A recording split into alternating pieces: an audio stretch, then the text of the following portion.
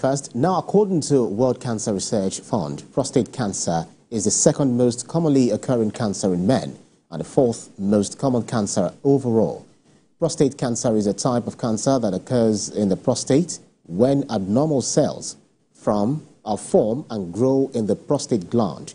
The prostate is a small walnut-shaped gland in males that produces the seminal fluid that nourishes and transports sperm.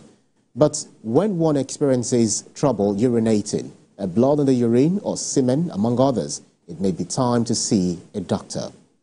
And of these, we have in the studio to discuss a medical consultant and a chief medical doctor, Heritage Men's Clinic, Dr. Rashid Abbasi. Thank you so much for coming on TVC Breakfast to discuss this very important, notable topic.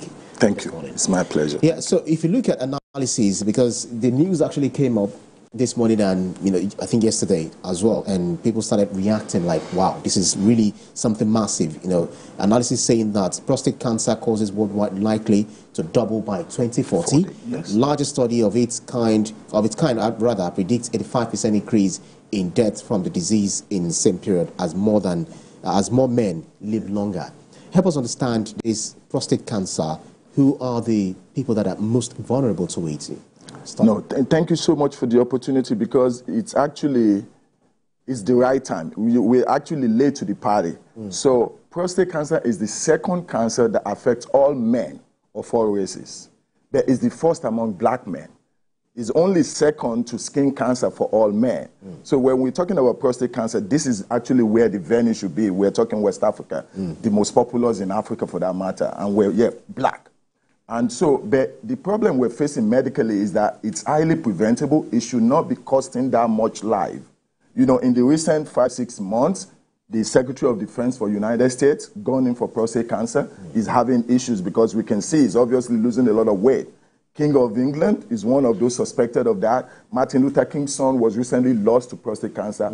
It should not be, because we now have better ideas about how to go about it. It's all about early detection. What are the lifestyle changes that we can do? And I think that's actually where the message should be. Because yes, cancer inevitably will happen.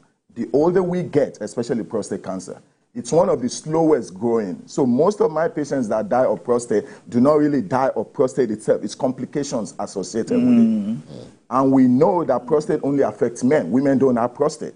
And this particular gland, we're talking the size of cashew nut, sitting below the bladder. You and I, as brothers, we only need it for procreation, which is why early treatment before it was just take it out. Then we now know that when you just take it out, urgently, there are some complications that come. Oh, okay. So there's a myth that people believe that to cure prostate cancer, you have to have conjugal responsibilities for a number of days in a month. Is that true? Yeah, it's not a myth. Actually, the study came out close to 15, 16 years now. So is it similar to the 21 times a month? Absolutely. That's what I'm saying. So it's not a myth? No, it's not a myth. So as a man, you must have sexual relations 21 times in a month? Absolutely. So let me tell you the physiology behind that study. This study came out close to 15, 16 years now. That for men to avoid cardiovascular issues, talking problem with your heart and problem with the prostate, think about the physiology and the anatomy. It's a small organ. The blood supply to that place, to that prostate, is extremely low. And you and I only need it during sexual activity. So the prostate, if you don't exercise it, it gets large. The only form of exercise it gets is during erection. So they actually look at over 100,000 men in different bunches, white, black, Hispanics, and everything. Men that engage in conjugal sex 4 times a month have the highest risk. The more conjugal sex you do, the lesser your risk. And so what they're looking at is the ability to ejaculate. And when you and I ejaculate, when we're in the other room, that's the only form of exercise the prostate gets. And we know that because in physiology, if you don't use it, you lose it. If you're not sexually active, your prostate gets enlarged. That is precursor to prostate, benign prostatic hypertrophy. When it gets enlarged, that's when the cells misbehave and they become cancerous. So it means that a lot of men might be prone to it, because with what we face in Nigeria, hustle and bustle everywhere, and men get home tired. A lot of men, I'm not sure, get up to 4 times a week. Absolutely. And that's why the statistics that in about 2040, the number of deaths attributed to prostate is going to double. The other part of that study is that fertility rate has gone down, which tells us that, yes, men are not getting busy in the other room. Because our opposite sex might say 21 times, is it food? No, but you have to pick a poison. How do we avoid the heart problem, and how do we avoid prostate enlargement? So, yes, we need to get engaged in the other part. So you talked about the exercise that it actually needs is when you have sexual relations with your spouse. But then, what about the Kegel exercise? I felt they said that also helps in, reducing the ability to, have something like that. Okay, so that's a myth, and let me just tell you the physiology why that doesn't make sense. Kegel exercise is for your internal thigh muscles. Okay. The only relation is that it actually strengthens the muscle that supports the bladder. The prostate doesn't need any support. It sits right below the bladder. It's part of your urinary tract. And so that place, the blood supply it gets is your morning erection. So to my listeners, when a man wakes up in the morning and you're not getting your morning wood, that's a bad sign. That tells you that you are not supplying that gland with enough blood flow. Because possibility to get erection is all about blood flow. So it's not about, that erection you talk about, it's not about the amount of sugar you take.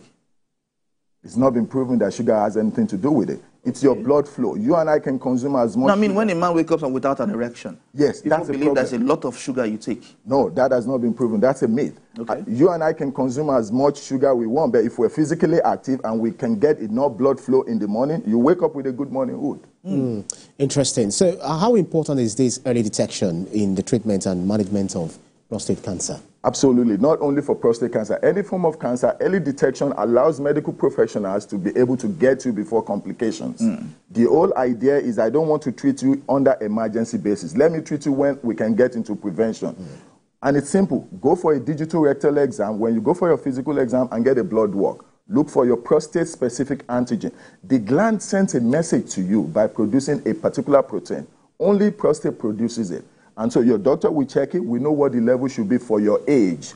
Don't wait until the symptoms, because some people are actually diagnosed with prostate cancer without having any symptoms. And so go for your regular blood work, go for your regular physical, and your doctor will do the rest. Interesting. Okay, so I'm reading somewhere here, the costs of going for this prostate treatment or prostate diagnosis, a lot of people say it's quite expensive. And of course, some HMOs do not even provide that kind of service. How do we handle this in a cost-effective way? So that's where we might need our government to help. I'm an advocate that healthcare should not be the burden of the government alone. So for example, I'm a U.S. citizen. In the United States, because kidney disease kills us a lot, U.S. government pays for all dialysis. So if we look at it and we prioritize that we don't want to lose any single Nigerian to prostate problem, that could be something that could be subsidized. Just to go for one annual checkup when a black man is over the age of 40, or if you have a family history. And not only family history of prostate cancer, even in your family, if you're female, have a history of breast cancer, your chance of prostate cancer increases. So that can be something that you can negotiate with your HMO or your employer, and then the government can subsidize it on the back end. An interesting discussion we're having, because I began to think about people who are likely to be vulnerable to this, susceptible to this disease. There are some who say that I don't want to have anything to do with a woman. I just want to be celibate all through my life.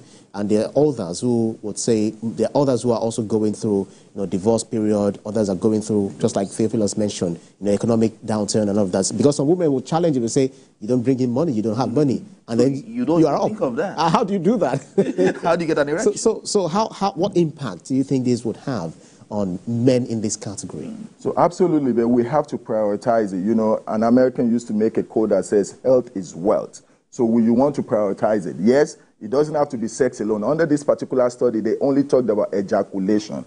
So if you exercise, you do regular exercise to substitute it because you cannot please the woman or you cannot entice the woman to go to the other room. So exercise might be your way out, right? If you're not married or if you're widowed. And then to consider the stressful situation that when you say exercise, is it the running, jumping, weightlifting, press up, weightlifting? Is that so Kaiser Permanente actually correlated which type of exercise we need. It's all about walking. 15 minutes of walk in the morning, 15 minutes of walk in the evening reduces your chance of prostate cancer by 33%. So if you can do more, if you can give me more than 15 minutes, the more better you get. So you don't have to go to the hospital room to get this relevant exercise. Okay, there's this issue. There's this issue of sorry, I need to ask about the sexual questions. Yes. This issue of, let me use the word that's used in local parlance, soapy. Okay. That people do because they cannot maybe get a woman in the other room. Absolutely. That works as well? Yes. I'm not trying to advocate. No. Actually, so medically, we try to say no to it because SOP leads to, masturbation, and that actually leads to like an addiction, just like pornographic addiction. So under this study, I was lost at the point. So you're referring to to jerk or to absolutely, wank. yes, Okay. yes. So under the study, they gave men 3 options. 1, get a side chick or have another Oh woman. my God. Do the masturbation, or you just go, like 3 options that you have. Pornography, because we're still a religious society, most people do not advocate that. Yeah. Masturbation, medically, it leads to a form of addiction because it redirects your blood flow. So the option most of my Nigerian men are left with, it's either you go polygamy or you get a side chick. You need to be able to account for your 21 times, or if you can do 14, 15, and then substitute it with exercise. There are those other people in the study that advocate diet. Diet has not been shown to give you that much benefit. We're talking about increasing your food with tomatoes. Yes, it contains lycopene, but it's not going to give you the same as the other room. So you mentioned a very touchy topic, which ladies will not want to hear, even the Muslim ladies will not want to hear, saying that if you don't have it enough with your wife, you can go polygamy. They will say, but you promised that I have to be the only wife, but I don't have the same libido as you. So are you saying that medically there is support for going more than one wife? Because this is a touchy topic for the ladies. No, let's just analyze the science. So men, when we approach the age of 50, our body is still producing testosterone. We only need testosterone for one of few things, to get our erection and be able to procreate. Women are aged, by the time they reach 38, 40, now they're getting into menopause. The estrogen goes away. So physiologically, I will understand why a 40, 50-year-old female may not be that sexually active, her libido may drop. Hence, there is an option for another younger woman, if you can afford it. I'm not, but that is it, because you have to look at your health. You need to be able to starve away any prostate enlargement, and you need to be able to protect your cardiovascular health. And sex will achieve both for you. Sex will achieve both, understandably so. But for the kind of situation we're in, mentally and all of that, what can women or wives do to help in this regard? Absolutely, we need them, because it takes 2 to tangle in the other room. We need them to be more understanding, right? Because it doesn't have to be that physical penetration. If your woman is in the other room and she's ready to place you, you don't have to do the soapy. She can help you along that. All these were entertained under that study. And so, even contrary to what we think, that because we're stressed here, we don't have money, people in low socioeconomic status actually have more children than the more affluent people. So we need to really advocate for that, because health is key. So, just like I said a little earlier, I mentioned those who want to be celibate and say, I do not want to have anything because I just want to be saint, and I consider that as, unsaintly, to do that. Because are you saying that going to the other room is the natural phenomenon which God has actually, created us with? Is there a way we can maintain, or are there prevalence of reports for this category of people as presenting with prostate cancer? Absolutely. 2 things that science has shown clearly. We as men, as human beings, we're designed only to walk. We cannot swim or fly, so we need to walk. We're living a sedentary lifestyle. The other thing is we're sexual beings. We're not meant to be celibate. Celibate is a conditioner. And in physiology, if you don't use it, you lose it. So most of my patients who come in with history of celibacy, they lose their size of their private part, and then they develop erectile dysfunction. This is not me. That is science. So we're not meant to be. Yeah, conditions may lead us to be. We're a religious society. We're undergoing Ramadan. People just finished Lent. Yes, all those will suppress your libido. But even in Ramadan, you're allowed to use the other room. Absolutely. If it's your legal wife, you're allowed to do it. Yes. Definitely. And so that helps. So, well, it's just an overwhelming here. Because I'm trying to understand all of this, and Yes. I understand it quite all right, but I just want a situation whereby the other gender will be able to understand this, because what we hear every time is sex food, or must you have it every time? With this or you kind want of, to kill me. you want to kill, you understand that kind of thing. Yet they will not agree to having a side chick or a second wife. So for men, how many hours of exercise should we do if we are not getting enough in the other room? Good, good. In the defense of a fairer sex, right, most men have just turned it into sex. When you do that, because most men are like 2-minute men, you take a woman to the other room and all you can do is 2 minutes, she's not going to allow you the second time. Because if men actually go into love making, women will push you more into the other room. Because love making makes it mutually benefiting for both parties. Most men just do 2, you're done. The woman has not even started. So in men's health, men are considered to be microwave. You see a woman you like, your body goes zoom. But a woman, she's more like an oven. You need to really prep her. So if men actually invest in doing that, women will advocate more for the other role. To answer your larger question, any little bit of exercise is better than none. We are becoming a society of sedentary lifestyle. We don't move.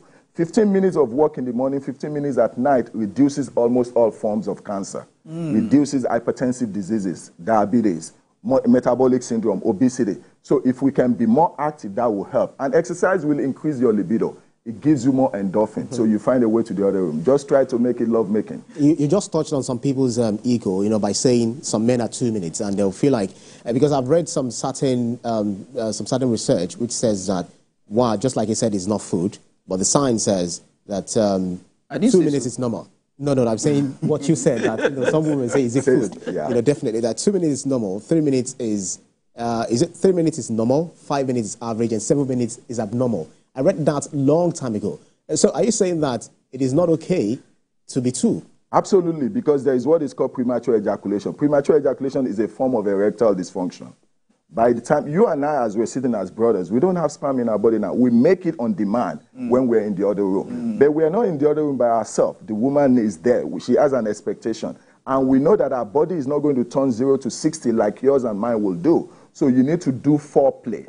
So 2 minutes is not going to cut it. 3 minutes is not going to cut it. In men's health, we advocate for 15 minutes. That includes your foreplay time and then the penetration. If you get her across the mountaintop, I can guarantee you she will advocate for the other room.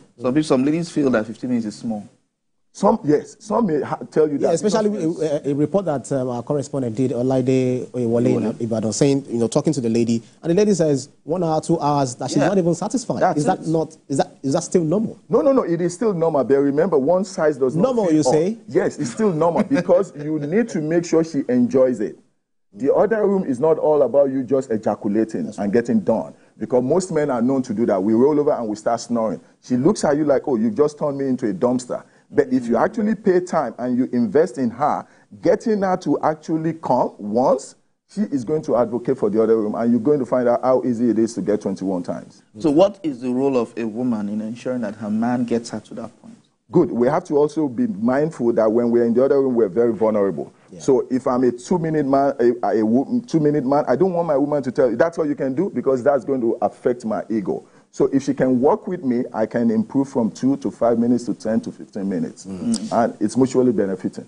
So let us talk about the emotional and psychological impact that someone who has a prostate cancer, who is diagnosed of prostate cancer, can have on patients and their families. Absolutely. So because that affects the cellular part of a man.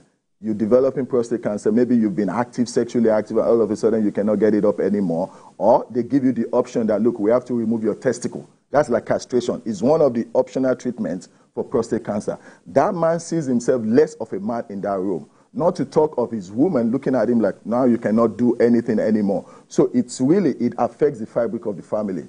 And that's why we're saying we have to invest in everything, enlightenment, education-wise, to let us know how we can prevent it. Exercise helps. We should not be sedentary. Having access to the other room, whatever it takes for you to get that woman, get her in the other room, make sure it's mutually benefiting, and it's a cardiovascular benefit. So are there plans for private sector, public sector, and the traditional medicine to merge together to be able to find appropriate cost-effective treatment for, because a lot of men, rather than go to the hospital, go for this traditional treatment, and some of them fall to scams and bad treatment, and before you know it, they're castrated. Absolutely. And the back end of your question is the stigma that goes with it. We're having issues now. They're putting a sign up as a men's clinic. Some men don't even want to come in because of the stigma that, oh, they're going to assume I cannot do this. And so what we need to do is more advocacy and more enlightenment that, look, this is just like having high blood pressure or diabetes. The earlier we get you, the better. It's actually 100% treatable. The sooner we get it. And now we have modified treatments now that it will not cause erectile dysfunction. Because older people that used to get treatment back in the 60s and 70s, they end up with difficulty making love. And so most of them will rather say, there was a study recently from Harvard that said, if you have an enlarged prostate and your treatment option is surgery, that may lead you erectile dysfunction. 70% of men said, no, don't cut me. Because no man wants to have ED. So this is an issue of debate even among the women folk. Yes. Some I still read, was it yesterday or day before yesterday on social media, saying that what is the use of a man who is so 100% in the other room, but he can't provide? And some ladies will say, I prefer a man to provide for me, provide clothing, feeding, and all of that. If he's not able to do, I'm fine, I'm okay. So where do you stand in these two debates? I'm from the advocate that you keep the money. Most women still prefer men that can perform in the other room. Don't let them give you that regardless BS. of whether you have money or not. Absolutely. Because women in the other room are emotional. You and I are just, visual. Yeah. We go in, get it done. But women are emotional. She has an emotional commitment by the time she turns naked to you in the other room. So at that moment, she's not thinking about your bank account. Yes, she wants you to be full in your bank. But the other room, she wants you to be able to make her You can't eat your cake and have it. Who told you that? Can we? Yes, absolutely. Because we just have to go back to what has worked. Let's watch what we eat. Let's change our lifestyle. We are more affluent than our parents, but then we are more sedentary. The more sedentary we become, we get all these environmental conditions, obesity, high blood pressure, diabetes. They give you the increased chance of erectile dysfunction, and you're on your way to prostate problem. So let's keep moving. Okay, so apart from have sexual activity in the other room, yes, do regular intake of water and fruit help? Absolutely. So even fruits like tomatoes, it contains lycopene. Lycopene is a natural anti-inflammatory. It slows down the enlargement of the prostate. Increasing water will allow you to pee more. Exercise will increase blood flow.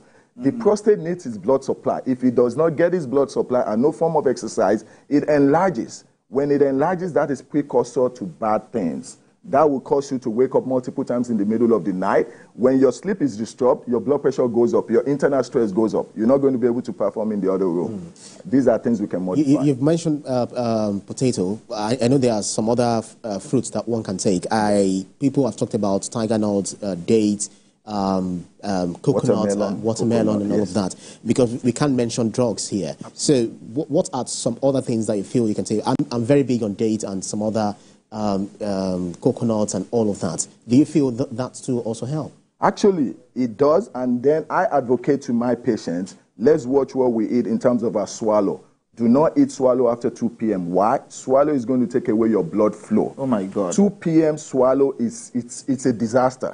Because remember, you swallow, you are not chewing it. It sits in your stomach. There have been studies that show that swallow actually stays there for 5 days. What is it doing? It develops toxins. It diverts blood away from your waist. You don't want that. Tiger nuts are vasodilators. They increase your blood vessel. They open the blood vessel, blood flows. Watermelon, tomatoes with lycopene. These are things that help. And let's modify. Why should we eat swallows at night? You're hitting a nerve right there, because a lot of men love to eat swallow. And I do, man. No, it's not about your state of origin. But generally, a lot of men love to eat swallow. And you get home at maybe 6, 7 p.m. and swallow is ready for you to eat. People believe eating swallow is being, gives you the energy and all of that. So if we say we should eat after 2 p.m., so what do we eat? No, so we need to ask ourselves, why is it that most of us that eat swallow immediately 20, 30 minutes after we start sleeping? That tells you it's not good for your system because it takes away blood from your brain. That's the only reason you fall asleep. So eat your swallow early in the day. Let madam make you something light. She's going to get the benefit in the other room. Interesting. So is it about the swallow of a thing? Because somebody like me, I don't take a bath. Okay. But my old swallow can always be within oats powder. Can be what's it called? This fiber. This one that's very rich in fiber. Yes. So do you also categorize all of those as absolutely, because your digestion starts in your mouth with mastication. When you do swallow, you are not masticating, you are not chewing. It just goes as a ball. It sits in your stomach. It takes away blood flow. You and I, as young men, need all the blood down here. The cylinder needs to be firing. So don't divert. The cylinder needs to be firing. It's a very interesting topic to have with our guest. And I know all the men in the studio. Everyone. You notice that everybody was quiet, listening attentively, full concentration. And I'm sure very interesting, very interesting conversation we have in the studio with our medical consultant and chief medical doctor, Heritage Men's Clinic, Dr. Rashid Abasi. Thank you so much. I believe fasting also helped too. Absolutely, absolutely. It does, because it reduces your chance of metabolic syndrome. You're not gaining weight, you're burning extra weight out, and that allows blood flow. This is all about cardiovascular. Increased blood flow helps. Thank you very kindly for that interesting submissions you've actually helped out with. Thank you so much, Dr. Abasi. Still ahead on the show, Nigerian Electricity Regulatory Commission approves